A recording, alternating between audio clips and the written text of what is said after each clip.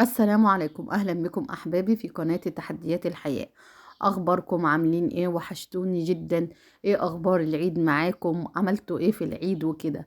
إيه طلعتوا برا ولا قاعدين في البيت زي حالاتي كده ولا عملتوا إيه بالظبط؟ إيه طبعا. آه، أيام العيد طبعا كلها كانت كسل. كان يعني نقول كل كل الكسل وكل النوم كان موجود في أيام العيد. طبعا فانا ما كنتش عملت للاولاد اكل خالص الفتره دياتي، فقررت طبعا ان انا اعمل لهم اكل كفايه كده واقوم من الكسل بتاعي. ففكرت ان انا اعمل لهم حاجه خفيفه وكده، فكنت اعمل للاولاد ورقه لحمه معاها شويه رز كده حبه وحبه. لو انت حابه تعملي رز بشعريه عادي. وبرضه عملت لهم شويه ملوخيه خضرة كده حلوه. طب انا عملت ازاي وايه المكونات وكده؟ زي ما انتوا شايفين اللي كان في البداية دي كانت ليا. او لو عندك دهنة عادي، بس يعني الليا كانت بتدي يعني طعم. بتدي طعم وريحة. كانت الريحة ما اقولكمش. الريحة كانت جايبة على لاخر الشارع، كانت ريحة فظيعة. طبعا زي ما انتوا شفتوني حطيت في الطاسة على البوتاجاز اللي هي بتاعتي اللي انا قطعتها مع شوية زيت وسبتها شوية، وهنزل بيها بقطع اللحمة بتاعتي. طبعا ورقة لحمة يعني لحمة. انا هجيب معاكم شكل اللحمة دلوقتي. اللحمة بتاعتي طبعا انا مقطعاها قطع، في ناس بتقطعها شرايح على حسب. بس انا اللحمة بتاعتي يعني هي بتستوي بسرعة صغيرة وكده. وهتستوي بسرعة. كانت يعني ماما جايبها لي في الموسم بتاع العيد وكده. فايه هي بتستوي بسرعة، فقلت استغلها طالما بتستوي بسرعة. زهقنا من الطبيخ وزهقنا من اصناف كتيرة. نعمل ورقة لحمة ما عملناهاش في شهر رمضان، ويكون تغيير ومنه بتكون خفيفة على المعدة. زي ما انتوا شايفين طبعا اللحمة بتاعتي حطيتها في اللية مع ايه مع الزيت.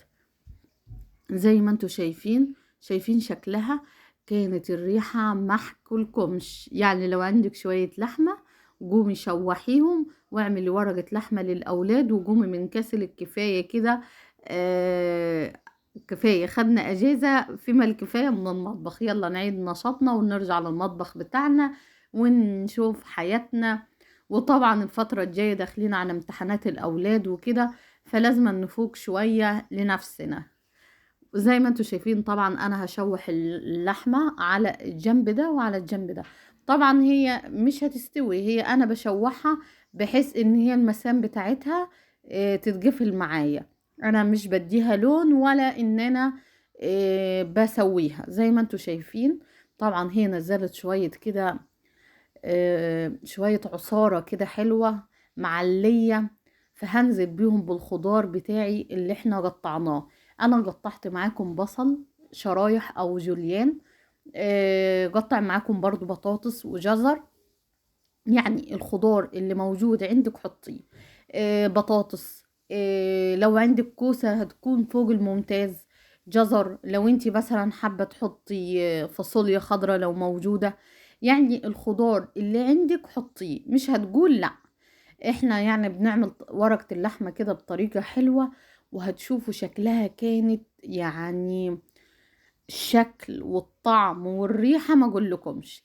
طبعا هنا البصلة شوحتها شوية مع اللية والبهاريز كده اللي نازلة من اللحمة مع شوية الزيت، وسبتها. انا مش هدي البصلة لون، انا بس كده يعني ايه تتشوح معايا. وجيت هنا اقطع البطاطس على السريع وانا حطها على ايه البوتاجاز، هي مش هتحمر معايا خالص. طبعا انا كانش عندي كوسة ولا اي خضار تاني، فانا حطيت جزر وبطاطس. وكمان هحط فلفل الوان معايا. هنشوف مع بعض ان انا هحط فلفل الوان معايا. طبعا انت لو ما عندكيش فلفل الوان ينفع تحطي فلفل اخضر عادي يعني.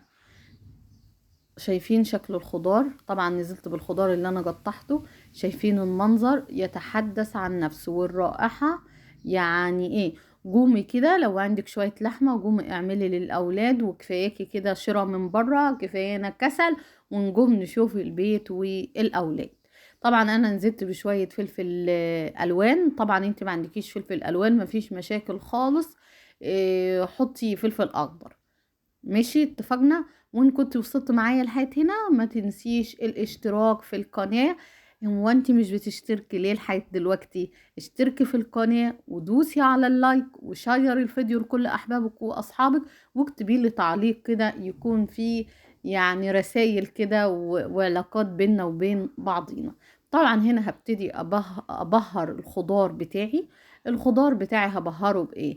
شوية كده حبهان مطحون، شوية فلفل أسود، ذرة كمون، ربع معلقة كزبرة، برضو ذرة من الجنزبيل، وشوية بابريكا كده يعني ربع معلقة بابريكا، والملح بتاعي. ودي كده بهاراتي اللي انا هستخدمها. ما تجوديش وما تحطيش بهارات اكتر من كده، هي البهارات دي اللي هتديها الطعم والتست المظبوط. زي ما انتوا شايفين المنظر. طبعا الفلفل معايا هيبتدي يفك وكده. الخضار ما عملش اي سوائل معايا خالص، كان متماسك، انا ما سوتوش خالص في الطاسة، هو بس اتشوح معايا زي ما انتوا شايفين وشايفين المنظر. طبعا هنا علشان اللون وعزز اللون ده فقط للون وبرضو بيدي طعم، حطيت الصوص بتاعي ده بتاع المشويات يعني زي ما انتوا شايفين حاجة بسيطة. وطبعا بدل احط سكر وكده علشان انا هنزل بصلصة علشان اعادل الطعم، فروحت حطيت برضو ربع معلقة كده او نص معلقة صغيرة من الكاتشب. منه هيعزز معايا اللون ومنه هيديني سن التسكيرة مطلوبة في ورقة اللحمة بتاعتي. وبعد كده نزلت بمعلقة صغيرة من الصلصة. وده الملح بتاعي. وشايفين طبعا في ناس بتحط مكعبات طماطم، انا اكتفيت باللون اللي انا ضفته معايا بالفلفل الالوان وكمان بالصوص معايا والكاتشب والصلصة. فانا حبيت الخضار بتاعي كده وما حبيتش ان انا احط طماطم. يعني شايفين المنظر؟ والله المنظر كده يتحدث عن نفسه، منظر رائع جميل. طبعا انا في المنتصف هحط اللحمه بتاعتي، هسويها كده في المنتصف، يعني طبقه من الخضار في المنتصف اللحمه بتاعتي، وبعد كده الطبقه التانية من الخضار واقفل عليها حلو وادخلها الفرن. طبعا انا عشان اللحمه بتاعتي صغيره ما اخدتش معايا وقت خالص في الفرن. طبعا اي نوع لحمه هينفع عادي، بس يعني تراعي هي اللحمه بتاعتك بتاخد سوى قد ايه بس. وبنزل ببقيه الخضار. طبعا الصينيه بتاعتي ضفت ورق ألمونيوم من تحت وجواه يعني ورق زبدة، بحيث ان انا اكون مجفلة حلو خالص على ورقة اللحمة بتاعتي. طبعا اللحمة كانت طالعة مستوية وكان طعمها رائع، يعني كان الطعم بسم الله ما شاء الله. انا واثقة انكم انتوا متأكدين ان الوصفة تحفة من المنظر اللي باين. طبعا دي البهاريز اللي في الطاسة بتاعتي، نزلت كده بربع كوباية مية عملت بيهم زي صوص كده تجيل، هضيفه على ورقة اللحمة بتاعتي. انا يعني انا ما بضيفش ميه خالص يعني على اللحمه مباشره، بس انا حبيت استغل شويه البهاريز كده اللي موجودين معايا في الطاسه بتاعتي. هنا طبعا هعمل الرز بتاعي، رز حبه بحبه. نزلت بشويه زيت يسخنوا طبعا على الاخر وانزل بيهم على الرز. وانزل بالرز على الزيت. وبعد كده واتي ايه اجلبهم بحيث ان هو اول ما يتحمر معايا كويس بنزل تدريجيا بقى بمقدار اللي باقي من الرز. وطبعا عندك شوربة مرقة ضيفي عادي، ما عندكيش يبقى شوية مية هتطعميهم بالفلفل الاسود وخلاص على كده. طبعا زي ما انتوا شايفين طبعا ده بصل كان في المعلقة لان انا كنت لسه بقلب ورقة اللحمة، فيعني ايه عادي عادي سيبكم هيدي طعمه برضه. زي ما انتوا شايفين. طبعا الرز تدريجيا وكده وكلنا شاطرين وعارفين، بس انا يعني البنات الصغيرة كده اللي لسه عروسة وكده نشوف مع بعض بنعمله ازاي. انا شوية الاولانيين اديتهم لون كده اللي هو اللون البني اللي انتوا شايفينه الحلو ده، وبعد كده نزلت بالرز تدريجيا بحيث ان الرز معايا كله يكون اتشوح واخد معايا من الزيت اللي موجود بحيث ان حبايتي تكون صاحية كده وطعمها حلو ومش معجنة. تمام كده، شايفين شكل الرز تمام خالص. طبعا انت شوفي ورقة اللحمة مع شوية، لو انت محباش رز حبة بحبة، يبقى ايه، يبقى معاكي شوية رز بالشعرية وخلاص على كده تمام التمام. يعني وطبعا انا عملت لهم ملوخية وكده، وطبعا وملوخية ايه، واتوسط بيهم ملوخية مخروطة بالمخرطة، يعني اتوصيت بيهم على الاخر. وطبعا التوم هيدج في الهون وتمام، وشوية ملوخية هيطلعوا يعني. يا سيدي يا سيدي عليهم من الاخر كده. الروايح كانت في اليوم ده جايبة على اخر الشارع. شجعت الجيران كلهم ان هم يقوموا يعملوا اكل. طبعا زي ما انتوا شايفين. وطبعا برضو زوجي كان ايه، ابتدى يصوم الستة البيض وكده، فده صايم لازم نعمل له ايه فطار ونهتم بيه طبعا، ناخد اجر افطار صائم. زي ما انتوا شايفين طبعا دي المرقة بتاعتي، ده التوم اللي هو ايه في الهون بتاع في يد الهون.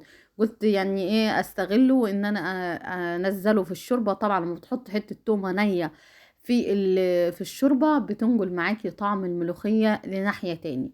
يعني انا حطيت في الشوربة بتاعتي ذرة من الملح، اسفة، ذرة من الفلفل الاسود وذرة كمون صغيرة، هتظبط معاكي الدنيا. ذرة كمون صغيرة، ونزلت بيه التومة النية بتاعتي. وطبعا المرقة بتاعتك مثلا مش مطعمة، ممكن تضيفي حتة مرقة صغيرة، بس ما تكتريش يعني علشان المرقة مش صحية وكده. هتديكي طبعا طعم حلو خالص. شوربتك منكهة، حطالها كل الحاجات اللي احنا بننكه بيها الشوربة، يبقى خلاص تمام، ما تحطيش مرقة ولا حاجة. طبعا زي ما انتوا شايفين السائل مظبط على كد الملوخية. انا بعرفها بالنظر، يعني مش عارفة يعني ان انا اقول مقادير معينة. انا عارفة شوية الملوخية معايا دول هياخدوا شوية ايه الشوربة دول. وبعد كده التوم نزلت عليه بمكعب كده من السمنة البلدي. وطبعا اشوح معايا التومة زي ما انتوا شايفين. شوح معايا التومة زي ما انتوا شايفين. وطبعا هنزل عليها بالكزبرة الناشفة، وعملنا كده احلى ملوخية. ان كنت وصلت معايا لحد الان، اثبتي وجودك انك انت وصلتي وشاهدتيني لحد دلوقتي. انزلي اكتبي لي تحت في التعليقات ان انا لسه معاكي، موجودة معاكي لحد الدقيقة دياتي. وما تنسيش الاشتراك في القناة، وما تنسيش اللايك، وما تنسيش تشير الفيديوهات وتعليق كده. يعني يكون في تواصل كده بيننا وبين بعض، تحسسوني كده انكم انتوا حابين المحتوى، حابين الفيديوهات، حابين الاسلوب اللي انا بقدم بيه الفيديوهات. يعني كده نتكلم مع بعض ونشوف وانتوا يعني ايه، ونعمل تواصل كده بيننا وبين بعض. طبعا هنا نزلت بالتومة بتاعتي، شايفين شكل الملوخية بسم الله ما شاء الله، محتفظة بالخضار بتاعها. طبعا الملوخية كده ليها تكات وليها نفس، يعني يعني الملوخية عشان تكون تظبط معاك. طبعا هنا شوية التوم والبتاع اللي في الطاسة بتاعتي برضو لسه مشغلة على الطاسة. عملت ايه الطشة التانية بتاعت الملوخية، شايفين المنظر بسم الله ما شاء الله. انا جعت دلوقتي، وهي الملوخية كنت عاملاها امبارح، اعمل ايه؟ يلا بالهنا والشفا اللي اكلها. وكل سنة وانتم طيبين، وان شاء الله بإذن الله ربنا كده يدوم بينا التواصل والمحبة. وطبعا انا هقدم الاكل وهوريكم دلوقتي بص ورقة اللحمة. طبعا البطاطس مستوية، الجزر مستوي، البصل طعمه جميل خالص لما تشوح في اللية بتاعتنا. وطبعا اللحمة من جوه مستوية خالص. انت طبعا حابة تقدميها في الصينية ماشي، حابة تغرفي يعني براحتك. التقديم ده حاجة بترجع لك. طبعا هنا انا كنت بقدم لهم الرز، وشايفين الملوخية يا جماعة يا جماعة. وبكده طبعا هو انتهى الفيديو بتاعنا، والسلام عليكم ورحمة الله.